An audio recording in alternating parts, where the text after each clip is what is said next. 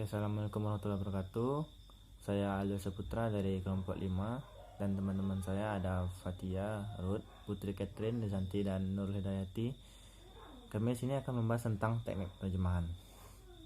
Oke, menurut Collins English Dictionary, a technique is a particular method, skill, or art applied to a particular task. Jadi teknik adalah suatu metode, keahlian, atau seni praktis yang diterapkan pada suatu tugas tertentu. Dalam definisi tersebut dapat kita ingat ada dua hal penting. Yang pertama, teknik adalah hal yang bersifat praktis, dan yang kedua, teknik diberlakukan terhadap tugas tertentu. Dan dalam kali ini tugas tertentu itu adalah tugas penerjemahan. Jadi berdasarkan pengertian tadi, jadi teknik penerjemahan merupakan suatu teknik yang bersifat praktis dalam melakukan penerjemahan. Oke. Dalam bab teknik penerjemahan ini, saya dan teman-teman saya akan membahas tentang yang pertama ada teknik penerjemahan dan fungsi bab, kedua teknik penerjemahan dan gaya bahasa, yang ketiga teknik penerjemahan dan ragam fungsional, yang keempat teknik penerjemahan dan dialek, dan yang terakhir beberapa masalah khusus yang memerlukan penanganan praktis dalam penerjemahan, contohnya seperti idiom. Oke, saya akan membahas 6.3 teknik penerjemahan dan fungsi teks. Teknik penerjemahan dan fungsi teks ini terbagi dua. Yang pertama, fungsi vokatif. Fungsi vokatif merupakan fungsi teks yang mana teks tersebut berisi imbauan dan ajakan melalui perantara bahasa seperti we, should, serta must, yang dalam bahasa Inggris menunjukkan upaya mengalang perasaan solidaritas, seperti untuk kalimat mengajak dalam bentuk berbuat baik, menjauhi perbuatan yang tidak baik. Example is, we should continue to promote South-North cooperation even as we change South-South cooperation. Dan yang kedua ada fungsi estetik. Dalam penerjemahan, semua peralatan pengejawatahan rasa estetika seyogyanya diproduksi oleh penerjemah. Dengan arti lain, penerjemahan ini tidaklah benar-benar memiliki arti yang sama. Example, di luar salju terus, hampir pagi, diterjemahkan menjadi outside snow falls, almost day. Perubahan makna pada kata pagi, yakni rentangan waktu sekitar pukul 6-11, menurut konsep Indonesia menjadi day, not morning, yakni rentangan waktu yang lebih panjang, berlawanan dengan kata malam. Teknik penerjemahan dan gaya bahasa. Seorang penerjemah harus mampu mereproduksi ciri-ciri sebuah teks TSU dalam terjemahannya supaya tetap memiliki esensi dan energi yang sama. Nah, contohnya pada kata determined yang harusnya bisa diartikan ditentukan supaya menambahkan kesan bertenaga dan kesan yang kuat dari source language ke target language daripada diterjemahkan menjadi kata neutral seperti kata decides yang artinya memutuskan dan tidak terlalu kuat. Kemudian perlu diketahui, lebih baik menggunakan kata yang bermakna konotatif daripada denotatif, alias memberikan istilah-istilah atau istilah-istilah daripada denotatif atau yang bermakna kamus. Apalagi untuk mereproduksi energi yang sama dari teks dengan source language ke target language. Putri Catherine, I'm from 6B class with my group, and then my student number is 1705115249, and today I would like to present a PowerPoint about a material. Our topic of today is translation technique and functional variety, atau teknik penerjemahan dan juga ragam fungsional.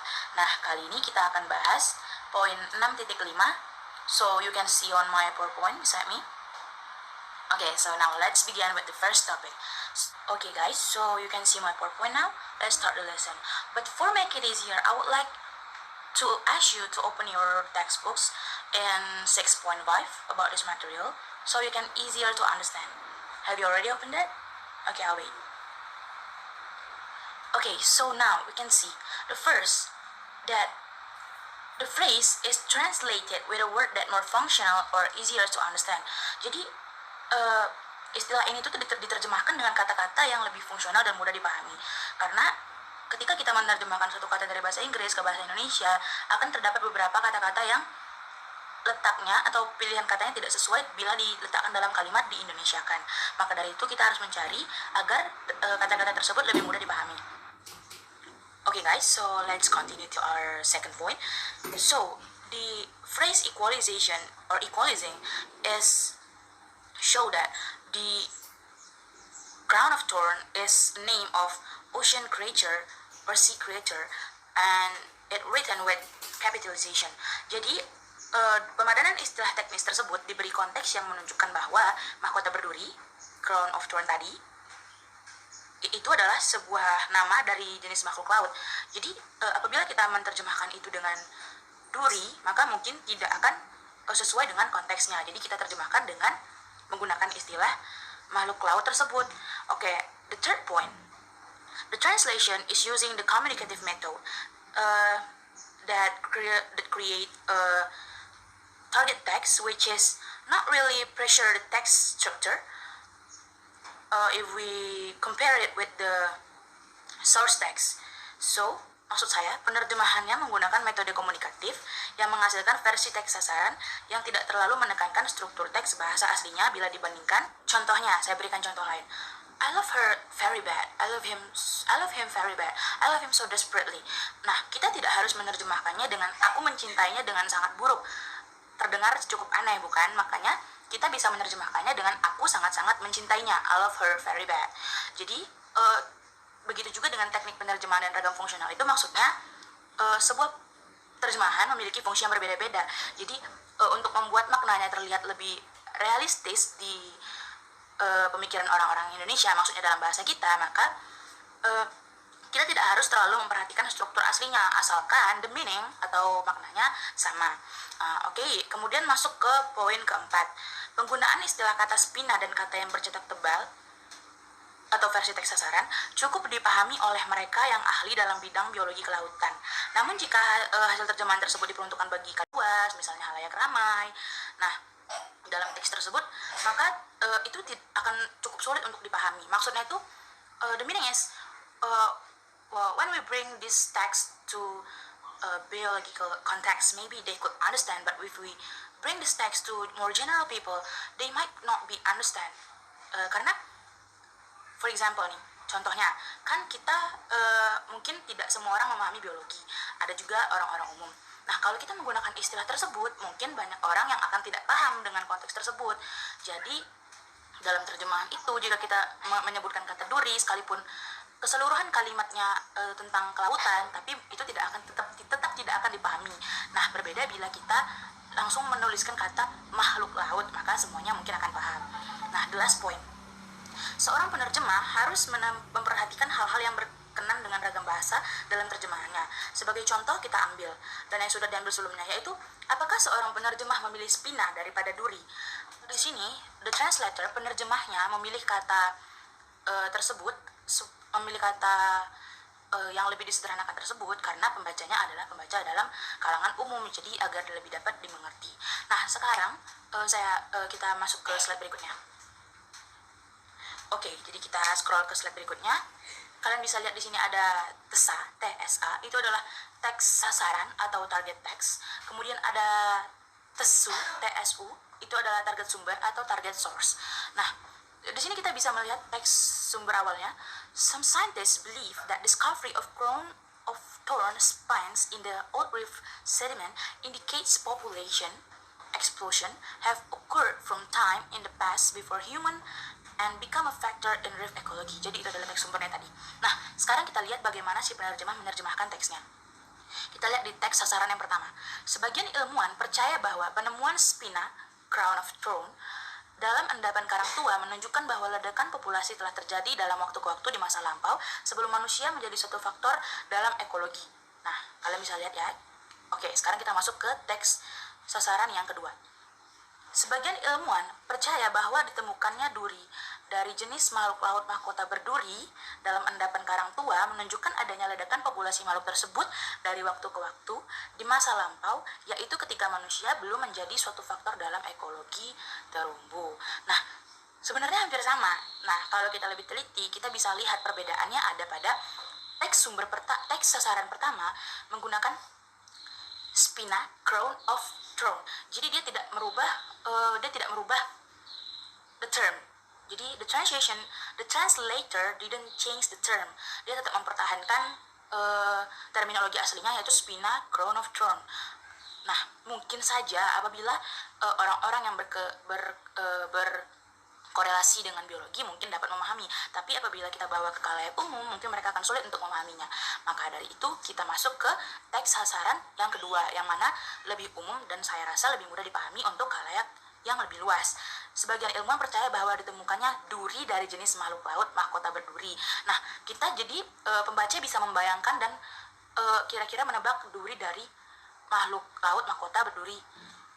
Jadi kita bisa mengetahui, sekalipun kita bukan dari kalangan orang yang berkaitan dengan biologi ataupun sains, tapi kita bisa mengerti bahwa kira-kira makhluk seperti apa yang disebutkan dalam teks tersebut.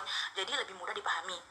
Nah, disitulah maksud dari ragam fungsional, bahwa kita tidak harus mengikuti struktur teks aslinya, namun bisa mengubahnya untuk lebih mempertahankan meaning, sehingga baik bisa dimengerti oleh halayak banyak. Nah, jadi itu dulu poin 6.5 presentasi kali ini. Mungkin selanjutnya akan dijelaskan 6.6 by teman saya. Bye.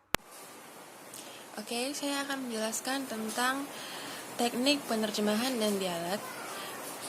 Dalam menerjemah, seorang penerjemah harus memperhatikan dialek dalam penerjemahannya.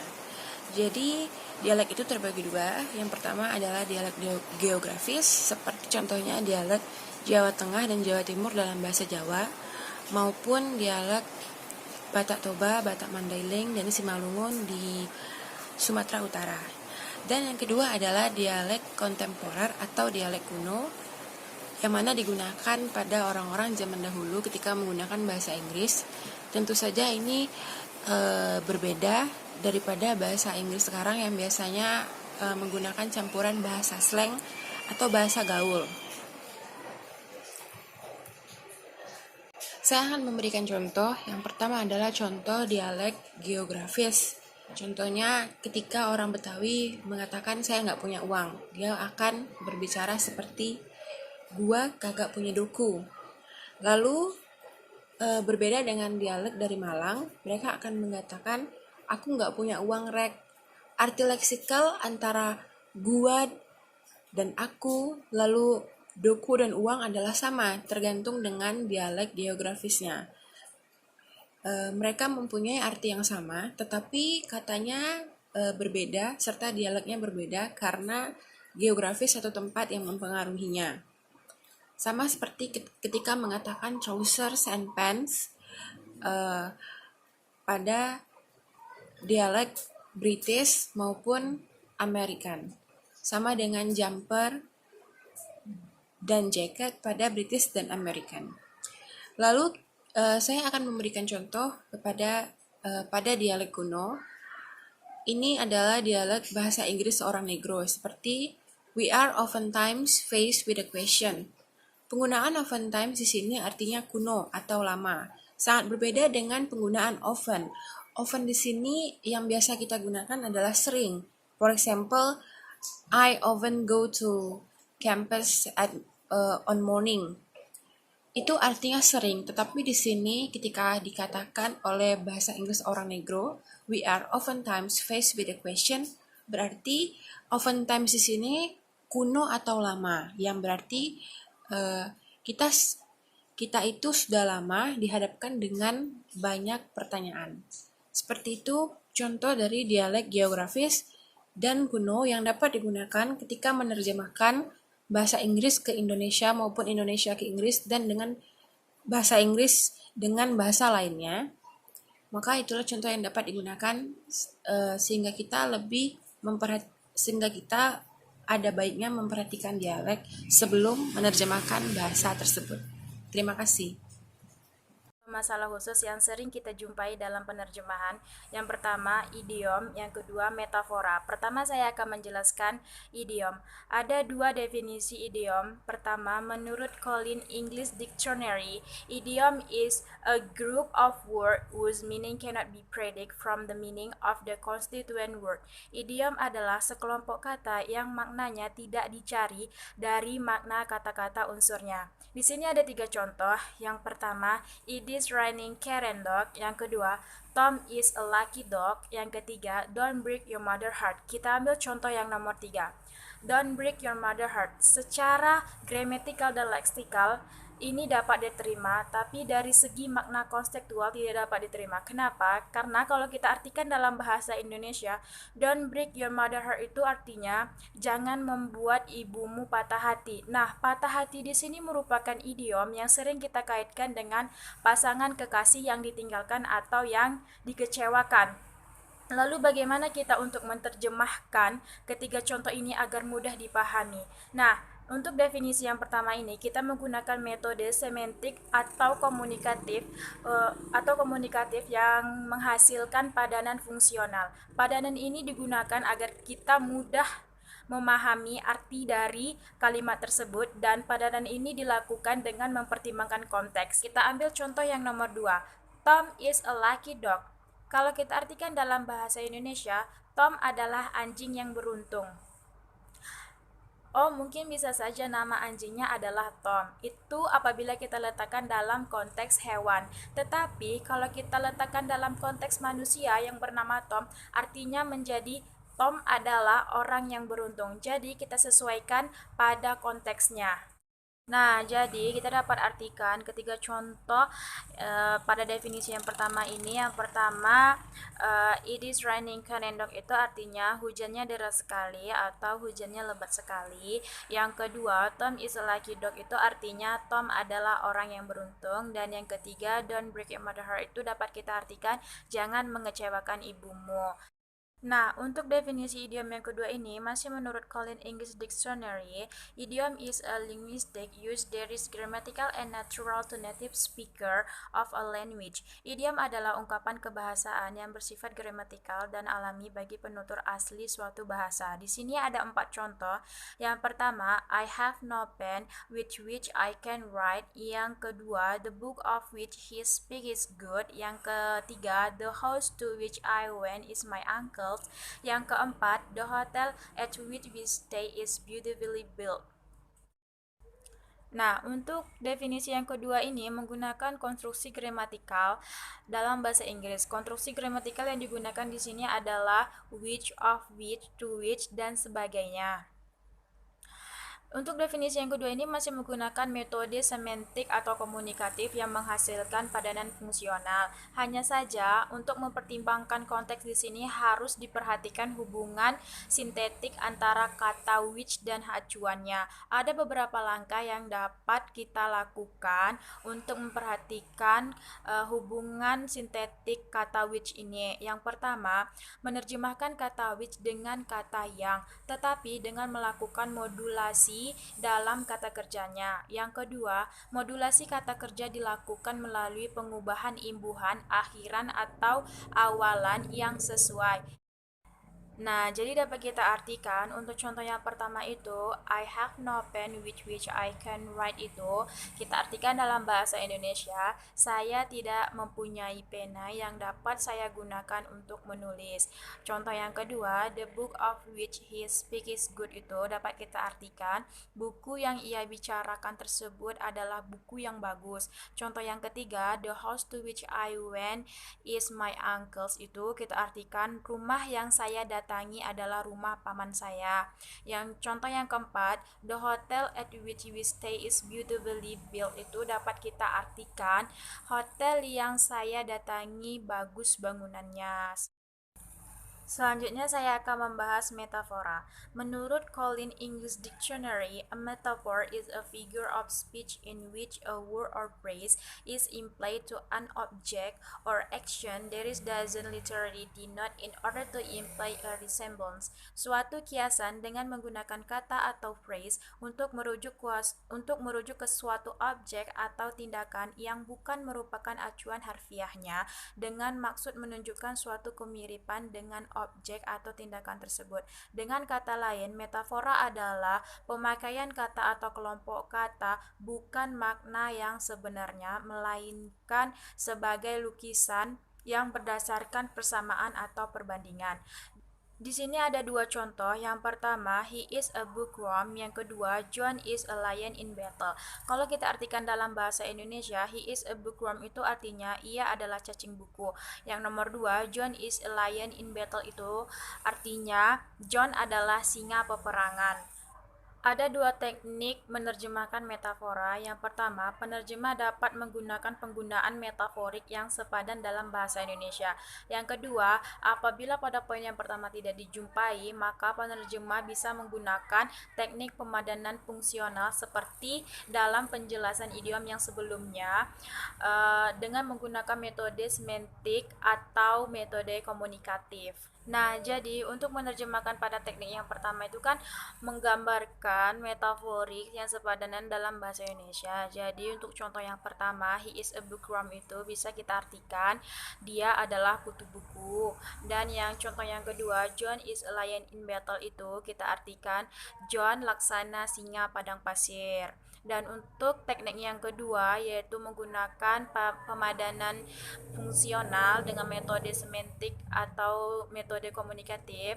Untuk contoh yang pertama, he is a bookworm itu bisa kita artikan ia adalah orang yang suka sekali membaca. Dan untuk John is a lion battle itu in battle itu kita bisa artikan John adalah orang yang sangat berani. Sekian presentasi dari saya. Apabila terdapat kesalahan, saya mohon maaf dan saya akhiri. Wabillahi taufiq wal hidayah. Assalamualaikum warahmatullahi wabarakatuh.